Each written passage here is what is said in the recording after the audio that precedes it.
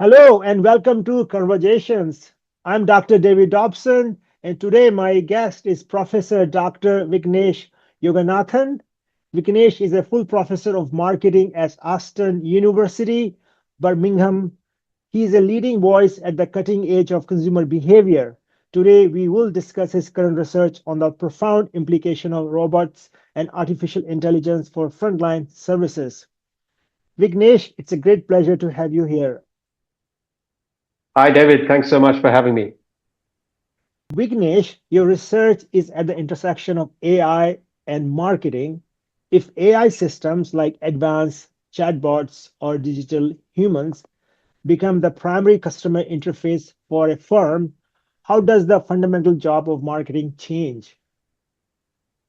Wow, David, this is a fantastic question to start with, right? So, I think the core pillars of marketing. So, if you think about marketing management, strategizing, diagnosis, segmentation, targeting, positioning, these areas will remain as they are largely, right? Because they are fundamental pillars of marketing.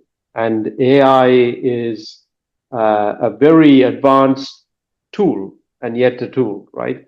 So the implementation may be through AI interfaces or robotic interfaces, what have you.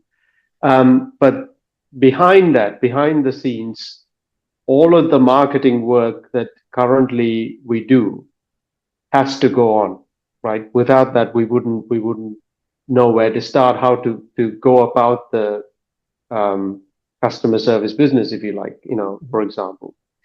Now that's on the one hand. The other hand, um, there are indications that low end marketing work will become more and more or fully automated, right? Whilst the high end marketing, Mhm. say, for example, premier customers, premium services, or luxury services and goods, um, they will become more and more human dominated, right? Because there's a kind of value premium attached to that. So there are indications of that. So there is, on the one hand, one could say in simple terms that the fundamentals will remain. On the other hand, the whole strategic outlook and the tactics of how it's delivered to customers may change. Hmm, interesting. Vignesh, your work often focuses on AI in frontline services like driverless cars and delivery bots. In a high stakes industry like healthcare or finance, where do you see AI adoption currently most misaligned with public trust or customer needs? Again, another great question. I think that the public trust is a major negative point right now. That especially concerning systems that, as you put it, in high risk or Mm, um, uh, kind of specialized environments, very specialized environments. And in this regard, overcoming trust concerns is an important aspect for people to move forward. And we're talking about mass adoption, not just niche mm, adoption, mm, because there will always be segments that are mm, niche segments which are very, very, they show a high level of affinity towards AI. But mm, we're talking about mass market adoption. mm, mm, Um, the other aspect that seems to be lacking is empathy, mm, warmth, this humanness. We may get onto this later on to mm, talk in a little bit more detail, but the empathetic aspects of an AI system are somewhat behind. Now, there are advanced AI systems, even LLMs, that can mimic and mm, pretend to be empathetic, right? But we know they're pretending largely, and the scales may drop even if we don't know it now. In the future, very near future, that this pretense may not be enough, mm, right? So that this is an important thing to consider because mm. people don't just want a diagnosis; they're happy with it at a very basic level, Yeah, but beyond that, they want something else, warmth. yeah, for sure. Vignesh, Your frameworks show that customer response is heavily influenced by how they think and feel about AI, not just what they think. What is the most powerful negative emotion currently driving AI resistance?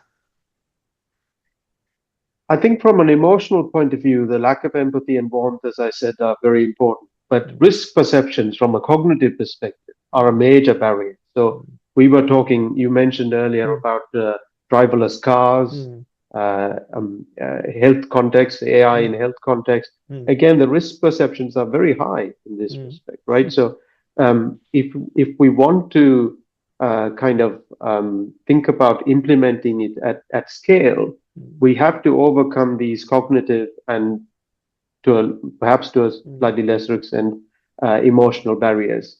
mm, I say a slightly lesser extent because the link between the cognitive and the emotional bit isn't so well understood. mm, So we don't know whether people react immediately from a feelings or uh, how they mm, feel, perhaps mm, so, but there may be other underlying conditions like whether they already have some mm, understanding or knowledge about AI, mm, or they could be thinking about various things, like even before mm, they've interacted, mm, they've got some preconceptions, mm, and those mm. could be influential. Yeah. Like given there is a positive customer segment, those early adopters, how can firms best leverage the positive customer segment to act as ambassadors for service robot adoption and help normalize the technology for the skeptical groups? Yeah, so I call them, my co-authors and I call this segment the Robophiles, but it doesn't have to be about a particular robot. It could be about AI systems in general. I mean, for example, if you are a hotel Mm, customer and it's mm, a robot or AI mm, um, based hotel that mm, uses AI or robots, you could give them special benefits, mm, right? You could have a robot butler service that you mm, introduce them to, mm, um, uh, and you can have various loyalty schemes which encourage them to post positively about the mm, robot and AI features in the hotel or business in exchange for various benefits. mm, So, for example, the tech influencer area mm, has been using this method for a long time, right? mm, So, if you have a new gizmo, you get some very influential people to talk about it very positively, or at least not very negatively, and review it, get the word out, mm, right? And this spreads the positivity. yeah. And in the kind of service Mm, context, mm, if we could do this mm, publicly in the mm, presence of other customer mm, segments, and they see it, mm, live mm, firsthand, mm, this could have a much broader impact. mm, yeah. And especially for service, like human connection is very important. Your research found that resistance to robots is often motivated by a deep rooted need for human connections rather than lack of technological skills. What's the biggest practical takeaway from this for marketing? Yeah, again, interesting. And I think companies underestimate Mm, or undervalue the mm, importance of actual mm, human competence, mm, right? mm, And so many years ago, in a different life, I used to work in a bank as a front office bank staff, right yeah, before I turned yeah. academic. And every month, towards the end of the month, I would have a lot of pensioners come in and Mm, congregate, mm, right? And mm, and first I wondered, oh, maybe they don't know how to use an ATM, and they just, it's mm, all these cards they can't. No, actually, a lot of them had ATM cards, and the ATM was right next to me, right? But they would all still come in, and sometimes they would take the cash out of the ATM, the pension money, right? yeah, And they would still come into the bank, say hello, have a little bit of a shinwag, yeah, and it dawned yeah, on me that they're yeah, coming yeah. not for this particular transactional purpose. Mm, They're mm, coming for something else, and that is the yeah, interaction. The mm, the act of say is yeah, seeing yeah, familiar faces, yeah, interacting with them, even for a couple yeah, of minutes, seeing yeah, others, etc. yeah, And so yeah. we underestimate, Mm, I think, that mm, how much this is important mm, mm, for customers, even in a mm, very fast-paced world. We mm, value mm, convenience today, mm, right? yeah. But when you scratch the surface, when you move beyond the the simple basic transactional mm, questions, people really do need to speak to somebody on the other end of the phone, yeah, or even at least chat yeah, to somebody who's human, who can bring that warmth as well yeah, as the confidence. yeah. We are social being. We need to Yep. talk to someone. We need to have that emotional connection, at least have Yeah. some relationship with someone. If there's one thing we've learned Yeah, from the pandemic, it's got to be this, right? yeah, yeah. Vignesh, your model identifies the ambivalent, which is called unsure customer group, as those who perceive high benefit but also high risks in service robots. What's the best strategy besides improving reliability to convince them to adopt? Yeah, so they are the skeptical types, right? And Yeah. they perceive that there Mm, can be a lot of benefits through mm, these technologies, but at the mm, same time, their risk perceptions are also high. So they're yeah. hesitant. Yeah. I think the main thing is that Yeah. reducing their risk Mm, perceptions, again, like I said, yeah. can have a huge positive benefit. Yeah. So if we're talking about driverless Mm, transport, even mm, having the possibility of a remote mm, human mm, supervision can mm, reduce mm, those kind of risk barriers, right? mm, And so that's in a kind of very critical, high risk kind of scenario, maybe, mm, right? Because you're mm, putting yourself in a car which could mm, do anything it wants, right? mm, Theoretically. But mm, take ordinary situations like mm, bank services or mm, hotel services, mm, etc. mm, I think it's important to manage customer expectations mm, because a lot of the companies they say, oh well, we've got this technology, it's very convenient. mm. You don't have to wait Yeah. uh, 20 minutes on the Yeah. phone. Yeah. Use this, right? Yeah. But we they should make it clear if it's basic query, if it's Mm, a kind of standardized mm, output that you need, yeah. right? Then this is very quick. Yeah. However, if your query is much more sophisticated, just Mm, beyond the mm, simple stuff, mm, you're going to have to wait. Or just managing expectations is important. mm. Yeah. Yeah. And yeah, just one example came to my mind was, in the grocery store, they have this self-checkout, and then also they have one tailor, which is actual person who is really checking out grocery. I noticed that Yeah, quite a few people will line up for this one person just to go to through the cashier, just to pay them, rather than yeah, just go yeah. quit. I've seen this too, and sometimes I even kind of get very surprised because I'm on autopilot and Yeah. I think, oh, that's a long queue, but then I think, oh, there are lots of automated checkouts. Yeah. So why are all Yeah. these people queuing? Yeah. Yeah. Yeah. Yeah. Uh, if service firms use your attitude segmentation to know which customers prefer humans and which prefer AI, is it ethically permissible for a service firm to use customer preference data to allocate staff resources, like potentially creating a different quality of service tiers for different customer segments? Hmm. Hmm. Yeah, well, companies already do this, whether it's to do Mm, with attitudinal segmentation mm, or whether it has mm, anything to do with robots or not. mm, If you think about credit card companies, mm, airlines, anywhere, there is mm, a premium tier, or there are mm. several, you know, there's a kind of rungs in the ladders of loyalty, right? Yeah, Before you get to the top level, and then there's always a kind of bottom level, the yeah. ordinary you and me customer, right? So companies already do this. They have the Mm, premium, and then they have the mm, one-off mm, customers, mm, and they have to, right? mm, mm, But now coming back to your question mm, about specifically about my research, mm, the takeaway point isn't that we should have a two-tier or multi-tier service, mm, quality of service. mm, It should be rather about providing a best adapted service for that mm, particular segment, mm, because the best service is contingent on whatever that segment thinks it is, right? mm, It's the value is decided by the customer. So if that segment values something, say X, mm, mm, then providing that and not Y is not mm, a two-tier system. It's mm. just good customer service.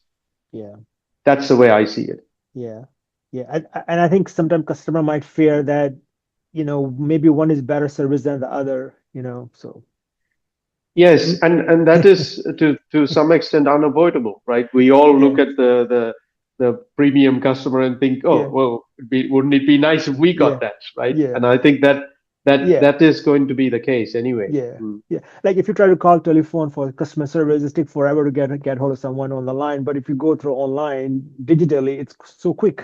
Yeah, yeah, this is also true. Yeah, exactly.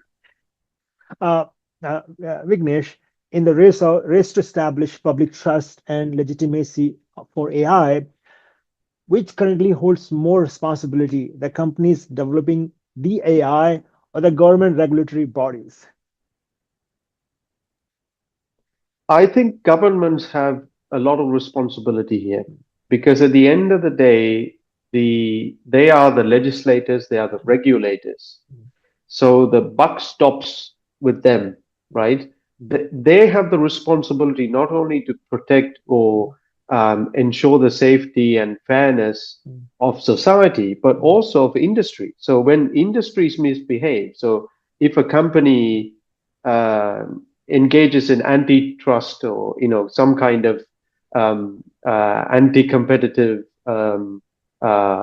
activity, right? Strategy, the governments, the legislature steps in to regulate that, right? So you can't have insider dealing. You can't steal secrets from another company and so forth, right? So it's the same principle. So if you expect industry to conduct itself Mm, in a fair and ethical manner, mm, then you must lay down the regulation, mm, the rules of engagement mm, that define what mm, constitutes mm, safe, mm, ethical conduct, mm, right? mm, mm, And then we can enforce it. mm, We then have a framework work for mm, enforcing mm, um, violations, mm. acting against violations and Yeah. stopping them. Mm, yeah. And we know that, like, the company technological innovation is way more faster than government regulatory Yeah. framework. So, assuming regulatory framework can't keep up with the digital innovation, what are the essential non-negotiable pillars of corporate digital responsibility that companies must adopt to keep public trust and avoid consumer backlash? This is another good point, and I think that there's I don't remember the exact percentages, but the investment that goes into technology development is Mm, heavily skewed towards the industry, and the mm, government is nowhere in the playing field, which is part of the problem, I suppose, right? mm, Whereas if you go back to space age technology or mm, previous mm, eras, mm, government was mm, sort of hand in mm, hand, working hand in hand with universities and so forth. So coming back to your question, I mm, think there are the key things that stand out for me. One is preventing harm, right? That mm, is a principle I think that needs to be kept mm, up. It needs to be held. The other is perhaps related, but I see it as a slightly separate thing, which is ensuring fairness. mm, Right? It's very important that you have those both because harm can occur even when intentions are good.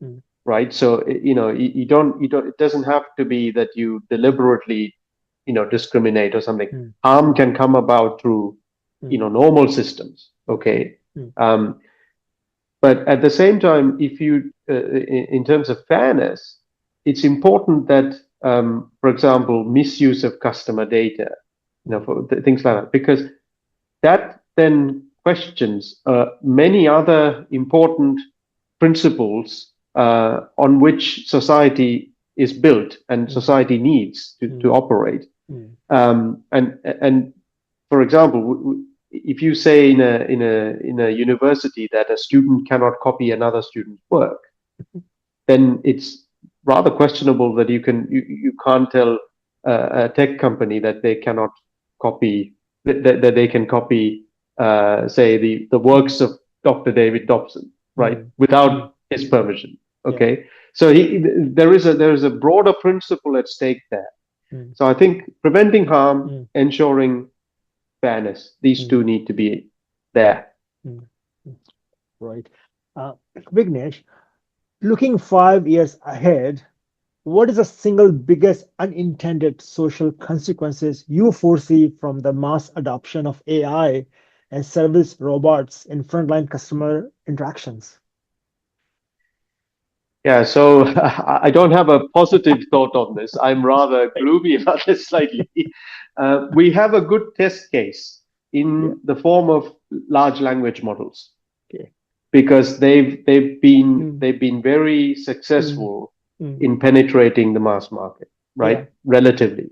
for sure. And what I fear Mm, is happening and will happen to a larger extent is mm, that human thought, perhaps creativity, but not exclusively so, human mm, thought and particularly language will mm, become dumbed down, standardized mm, to a mm, very mm, mediocre level. So mm. we're regressing towards mediocrity Yeah, is yeah, another way to put it. yeah, yeah. Um, I see many one manifestation of this Mm, is that mm, in academic world, as you and I know, we mm. publish papers, we Yeah. write to journal articles and so Mm, forth, and peers review this, mm, and uh, from both sides of this spectrum, as an author as well as a reviewer and editor and so forth, I mm, see that a lot of reviewers kind of question, "Oh, this sounds very AI." Why? Because um, they've somehow that person's got it in their head that this word or turn of phrase is used often by mm, large language models, and mm, therefore mm, that must be somebody's cheating and they're mm. using. But that is not at all the case, right? Yeah. So I once saw somebody said you shouldn't use the word. I forget what it was exactly. It can be meanwhile or something because ChatGPT often says meanwhile. But and I thought, well, I grew up using that word all the time, long before Yeah. ChatGPT was even a thing, right? And so, Yeah. and you think, so what does language come to Yeah. if you standardize everything to this level? And Yeah. today, a lot of academic pundits Mm, are recommending mm, that other authors use AI to kind of uh, fine tune mm, and clarify the language in which mm, the papers are written. And mhm, I'm not sure I want to go along with this because mm, more you do it, the more mm. it's going to get standardized, and then more Yeah. it's going to get Yeah. everything's going to Yeah. look the same. So Yeah. there isn't going to be an individual Dr. Yeah. David Dobson voice That's true. anymore. Yeah, it's a challenging for sure. Um, Vignesh, after years of research on customer attitude towards AI and service robots, what is your most surprising finding about how people truly feel about interacting with robots? Yeah, in one of my recent pieces of work, my co-authors and I looked at close to 90,000 or just over 90,000 data points over a 12-year period. And it turns out that there's four different types of attitude: positive, negative, ambivalent, indifferent. And the indifferent group is really kind of that they just don't seem to care so much about robots or AI. But if you expose them to robots or AI, their reactions tend to be surprisingly, and compared to the ambivalent group, surprisingly closer to the positive side of things than the negative side of things. So if you compare the ambivalent group to the Mm, indifferent people tend to have lower levels of discomfort or mm, anxiety in mm, interacting with an mm, AI chatbot mm, after interacting for the first time mm, to interact again. They have lower levels of uncanniness perception, right? yeah. And this was surprising because you would have expected people who Mm, are ambivalent, who kind of mm, appreciate that there are lots of benefits, mm, to reflect more positive attitudes. mm, However, it's the ones that don't seem to care so much when mm, they're exposed to it that tend to reveal some positive elements to mm, it. So, which, we're still understanding in many ways how people interact with AI, which mm, is fundamentally an ambiguous mm, agent because mm, it's not human, but it behaves like one mm. increasingly. Yeah. And so Yeah. we're still finding out how we, as people, react to it. Mm, yeah. Vignesh, thank you so much for sharing your interesting and timely research with us. Wish you all the best in your continued work. Thank you so much, David. And this has been an excellent conversation. Thank you so much for the opportunity, and all the best too. Thank you.